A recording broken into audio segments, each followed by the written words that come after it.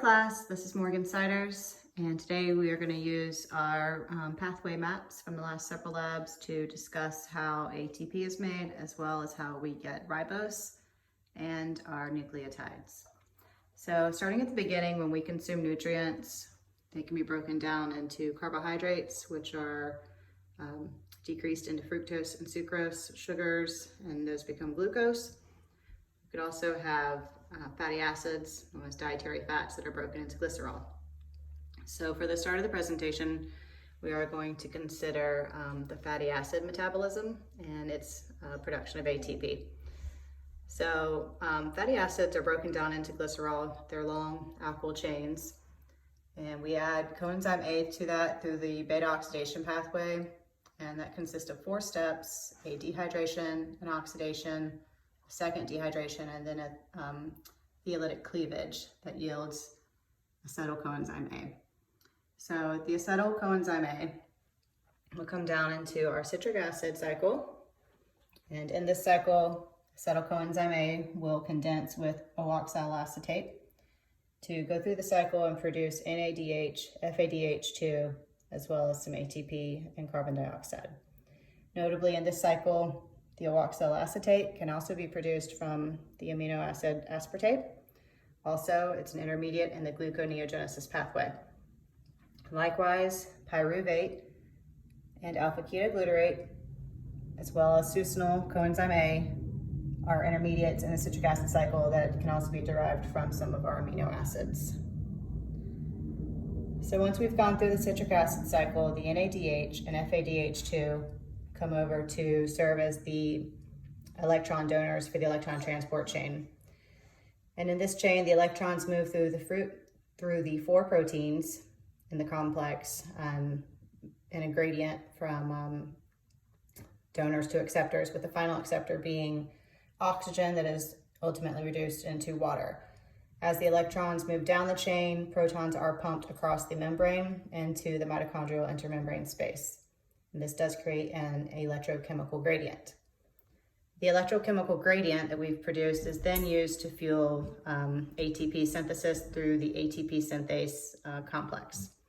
So in this complex, we have a bulk of hydrogen ions on one side of the membrane. And as those flow back downstream, they churn the gamma subunit of the synthase, and that causes a conformational change in the alpha and beta subunits that cause the binding of ADP and orthophosphate and ultimate release of ATP. So in this process, starting with our fatty acid, such as palmate, which has a 16 carbon structure, we can produce up to 129 units of ATP. Going back to this process with the glycerol can also be converted into dihydroxyacetone phosphate, which is an intermediate in our gluconeogenesis as well as our glycolysis pathway. Also, the glycerol can be used in a storage format and be converted into triacylglycerol from glycerol 3-phosphate. So now that we've covered that, let's consider the pathway for cellular respiration when we've got our sugars going through our glycolysis process. So sugars are converted into glucose.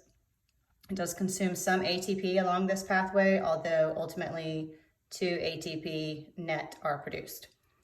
The first step does yield glucose 6-phosphate, which we will return to shortly. Likewise, we get an NADH molecule, 2 ATP, and also 2 pyruvate produced through glycolysis. The pyruvate that we produce are then oxidized into acetyl coenzyme A by the pyruvate dehydrogenase complex. Some other byproducts are carbon dioxide and NADH.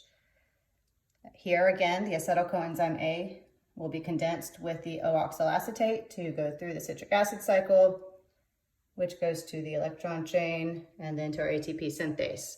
And in this process from glucose, we yield approximately 30 molecules of ATP from 1 glucose molecule. So now we've got a whole bunch of ATP. What do we do with it? So we'll go back to our glycolysis, step 1, where we produce glucose 6-phosphate. And this is very important in our pentose phosphate pathway, where glucose 6-phosphate as well as many other intermediates from the glycolysis pathway, such as fructose 6-phosphate and glyceraldehyde 3-phosphate, can be converted into ribose 5-phosphate.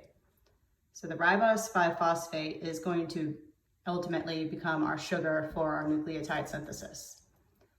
This ribose 5-phosphate works with the enzyme PRPP synthetase to produce phosphoribosylpyrophosphate, otherwise known as PRPP.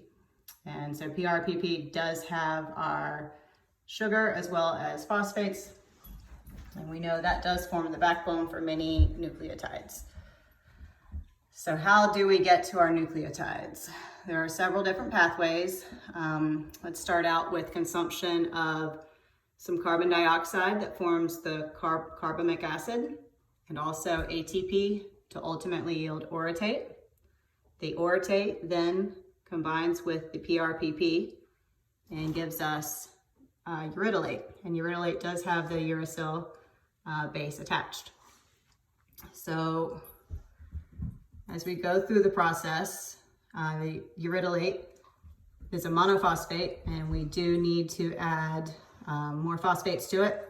So with separate kinases, we add 2 sessions of ATP consumption to get to our uridine triphosphate, which is a nucleotide type of pyrimidine, and it's important for RNA synthesis.